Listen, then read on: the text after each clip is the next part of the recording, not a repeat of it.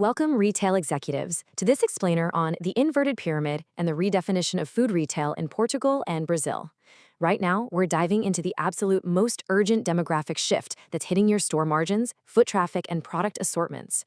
We're looking at a fundamental transformation in who is walking down your aisles and, more importantly, what they're actually putting in their carts. Here is our roadmap for today. We'll start with a demographic shift, then look at the senior shopping basket. After that, we'll cover three key pillars: functional nutrition, adapted packaging, and trust and transparency. Finally, we'll wrap up with the supermarket as educator. Let's begin with Section 1, the demographic shift. Okay, so to understand the future of retail, we really have to look at the macroeconomic reality that's fundamentally altering your customer base. You know, the era of focusing entirely on young, growing families? Well, that's over. Let's talk about the inverted pyramid. For decades, supermarkets were built on a standard demographic pyramid, right? A wide base of kids meant large families buying groceries in massive bulk. But today, that pyramid is literally turning upside down. The base is rapidly narrowing, while the top, seniors over 60, is expanding like never before. This completely upends the traditional volume shopping model your stores were probably designed for. Take a look at Portugal's 2021 census. It brilliantly illustrates this shift. Portugal is actually now one of the oldest countries in Europe. Get this. 23.4% of the population is 65 or older, while kids up to 14 years old make up just 12.9%. To put that into perspective, there are nearly twice as many seniors as there are young children. Wow. And over in Brazil, the transition is just as accelerated. According to projections, by the year 2030, there will literally be more seniors over 60 than children in the country. The base of the pyramid there is narrowing fast, moving away from its historically young population. Honestly, if your supermarket strategy isn't preparing for 2030 right now, you're already falling behind. Moving to Section 2, the senior shopping basket. Now, let's translate these macro trends into micro-realities. What exactly happens to the shopping basket when your customer retires? Well, the crucial point here is a stark drop in purchasing power.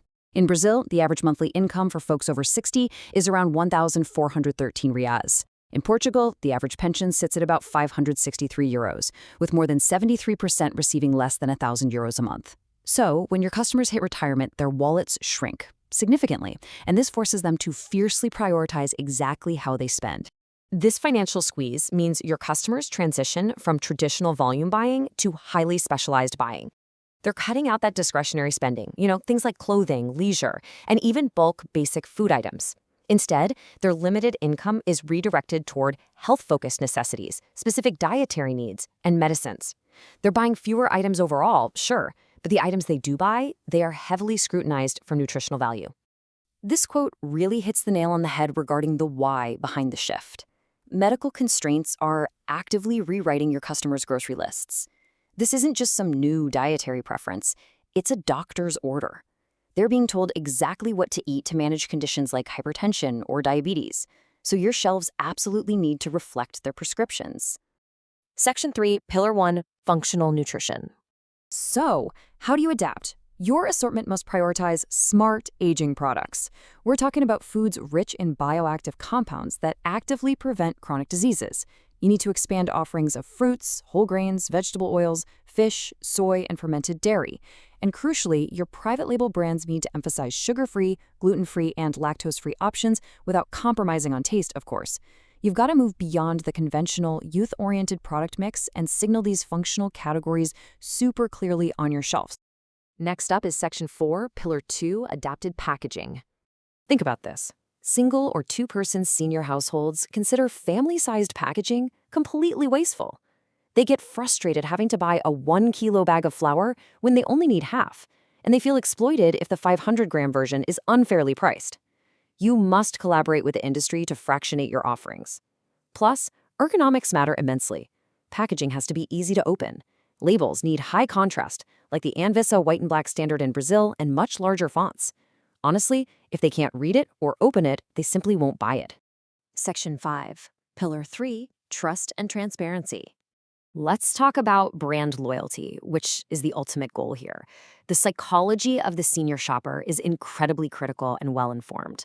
Unlike younger demographics who might be swayed by some flashy trend, there is absolutely zero room for opportunism, unfair pricing, or commercial tricks here. Masking inferior products or using confusing promotional pricing, that will instantly destroy your relationship with them. Honest communication, clear labeling, and fair pricing are literally the only ways to generate deep, mutual trust. Bringing us to our final strategic shift, Section 6, the supermarket as educator. You have a captive audience inside your store, right? Use that opportunity to educate them. Implement explanatory posters guiding them toward healthier choices. Build partnerships with local nutritionists for in-store guidance, and connect sustainability directly to their wallets. For instance, you could link recycling campaigns aligned with the UN's Sustainable Development Goal 12 to loyalty program points or direct discounts.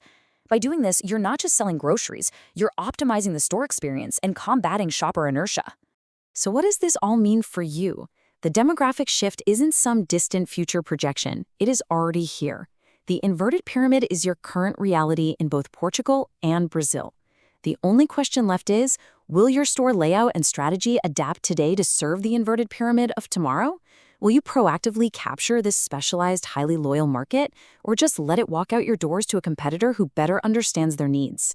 Source credits for this explainer: Professor Gustavo Vannucci, CEO, the Vannucci Intelligence of Market Brazil, and Professor Gustavo Souki, Professor da Escola Superior de Ciências Empresariology do Instituto Polytechnic de Setúbal, Portugal.